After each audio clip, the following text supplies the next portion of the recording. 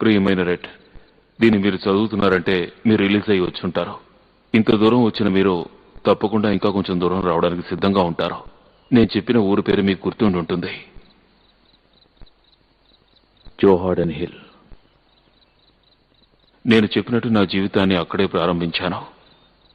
మీలాంటి ఓ మంచి ఫ్రెండ్ నాకు తోడుగా ఉంటే నా జీవితం ఇంకా సంతోషంగా ఉంటుంది. నేను చెప్పినట్టు నమ్మకమే జీవితానికి ముఖ్య ఆధారం. గొప్ప విషయం కూడా అదే. అలాంటి విషయాలు ఎప్పటికీ అంతం కావు. తప్పకుండా ఈ లెటర్ని మీరు కనిపెడతారని నాకు నమ్మకం ఉంది. ఆ నమ్మకంతోనే నేను ఎదురు చూస్తుంటాను. ఇట్లు మీ ప్రియమైన మిత్రుడు ఆంటీ.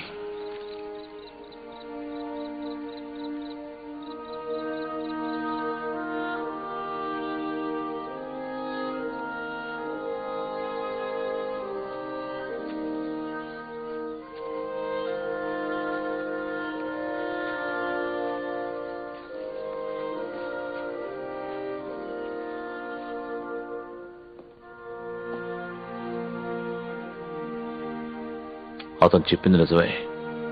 ఒకటి ఎలా బతకాలని ఆలోచించాలి, లేదా ఎలా చావాలని ఆలోచించాలి. ఏది ఎంచుకుంటామో అదే మన తలరాత. చావాలని నిర్ణయించుకోవటం బ్రూక్స్ తలరాత, బతకాలని నిర్ణయించుకోవటం నా తలరాత. జీవితంలో రెండోసారి మరో తప్పు చేయాలని నిర్ణయించుకున్నాను. పెరోల్లో ఉన్న వాళ్ళు ఊరు వదిలిపెట్టి వెళ్ళకూడదు, కానీ ఆ చట్టాన్ని అతిక్రమించాలని నిర్ణయించుకున్నాను. ఇక నుంచైనా బతకాలి కదా. టెక్సాస్కు ఓ టికెట్ ఇవ్వండి. నమ్మకం ఉంటే జీవించవచ్చని అతను చెప్పిన మాట నిజమో కాదో నాకు తెలియదు, కానీ అతను చెప్పింది నిజమే అన్న నమ్మకంతో నా జీవన ప్రయాణాన్ని మొదలుపెట్టాను.